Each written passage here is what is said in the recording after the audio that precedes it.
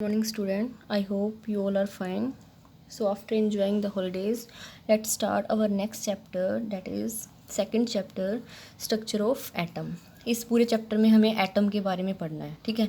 कैसे वो डिस्कवर हुआ, उसके मॉडल्स वगैरह, ये सब कुछ, एटम में कितने एटम किस किस से मिलके बना होता है और उनकी इन्वेंशंस के बारे में, ठीक है। तो एटम जो हमारा है मेन 3 पार्ट से बना होता है। क्या क्या?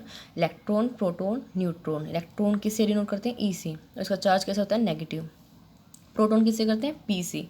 न्यूट्रॉन एन से। ये इनके साइंटिस्ट के नाम है। उसके बाद एटम में क्या होता है? बीच में क्या होता है? हमारे न्यूक्लियस होता है। न्यूक्लियस में क्या होता है? Neutron plus proton. और बाहर क्या रिवॉल्व करते हैं ऑर्बिट्स में? इलेक्ट्रॉन रिवॉल्व करते हैं, ठीक है। ये हम आगे बोर मॉडल में पढ़ेंगे। तो कैसे हम यहाँ तक पहुँचे वो सब हमने पढ़ना है। तो फर्स्ट हमारा मॉडल है थॉमसन मॉडल ऑफ एटम, जो तुमने 9th क्लास में ही पढ़ रखा है। According to this model atom is a sphere of positive charge. इसने क्या कहा था कि एटम एक पूरा स्फीयर है, एक पॉजिटिव चार्ज का, और उसमें इलेक्ट्रॉन क्या है? एम्बेडेड है। जैसे हमारा वाटरमेलन होता है, जो रेड पार्ट है उसको हम मान लेते हैं पॉजिटिव स्फीयर पार्ट, ठीक है, पॉजिटिव पार्ट। और जो उसमें जो ब्लैक कलर के सीड्स होते हैं उसको क्या मानेंगे हम? Electrons. As a whole atom क्या होता है? न्यूट्रल होता है, ना पॉजिटिव ना ही नेगेटिव। तो जो थॉमसन मॉडल है इसके ये क्यों रिजेक्ट हुआ था? इसकी कमियाँ क्या थी? इसने जो रदरफोर्ड का स्कैटरिंग एक्सपेरिमेंट था ये उसको एक्सप्लेन नहीं कर पाया था, ठीक है। उसके बाद आए इसकी कमियों को दूर करने के लिए रदरफोर्ड ने अपना मॉडल दिया एटम के बारे में। तो उसका नाम क्या रखा? Rutherford model of atom. इसने क्या किया? ये इसका एक्सपेरिमेंटल सेटअप है। उसने क्या लिया? एक रेडियो एक्टिव एलिमेंट लिया, रेडियम लिया। रेडियो एक्टिव का मतलब है जिसको रख दिया तो अपने आप उसमें से रेज निकलती रहती हैं। एक स्लिट लगा दी। स्लिट का फंक्शन क्या है कि उससे अल्फा रेज बिल्कुल सीधी जाएंगी। और आगे क्या रखा इसने? थिन फॉल ऑफ गोल्ड मतलब एटम देखने इसके। और आगे क्या है? Jadon screen.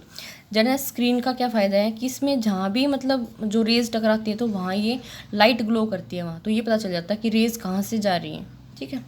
तो इसमें इसने क्या पाया एक्सपेरिमेंट में? फर्स्ट पॉइंट है जो मोस्टली जो अल्फ़ा पार्टिकल्स थे ना वो फॉयल के अंदर से एज इट इज़ बिना किसी डिफ्लेक्शन के पास हो गई, ठीक है।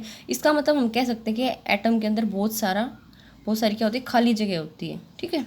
उसके बाद है हमारा सेकेंड पॉइंट, जो few alpha particle underwent deflection through small angle. कुछ एक क्या रही इसमें? स्मॉल एंगल से डिफ्लेक्ट हो गई, थोड़े ही एंगल से डिफ्लेक्ट हो गई। इसका मतलब क्या है कि कुछ न कुछ बीच में कोई भी पॉजिटिव चार्ज प्रेजेंट है, ठीक है। क्योंकि डिफ्लेक्शन कब होगा? जब सेम चार्ज होगा। अल्फा पार्टिकल्स के ऊपर पॉजिटिव चार्ज है, अंदर अगर पॉजिटिव पार्ट है तो ही डिफ्लेक्ट करेगा। अगर नेगेटिव होता तो क्या करता? वो अट्रैक्ट कर लेता। तो very few were deflected back through an angle greater than 90 degree. लेकिन कुछ एक क्या थी? 90 डिग्री से भी ज़्यादा। तो as alpha particle heavy particles, जो अल्फा पार्टिकल्स हैं हैवी पार्टिकल मतलब जब अल्फा पार्टिकल हैवी और उनको कोई डिफ्लेक्ट कर रहा है तो बीच में जो भी चीज़ प्रेजेंट है वो भी क्या होती है? हैवियर होगी। Since no alpha particle deflected back is number of कुछ एक जो अल्फा पार्टिकल थे वो वेरी स्मॉल एंगल पे एज इट इज़ डिफ्लेक्ट हो गई। अब इस जो रदरफोर्ड मॉडल है उसकी क्या लिमिटेशंस हैं? फर्स्ट पॉइंट है inability to explain stability of atom. Atom की स्टेबिलिटी के बारे में नहीं बताया। जैसे कहा ना इलेक्ट्रॉन बाहर मूव करते रहते हैं, और मैक्सवेल ने क्या बताया था? अगर कोई भी चार्ज बॉडी है वो मूव करती रहेगी तो वो एनर्जी लॉस करेगी।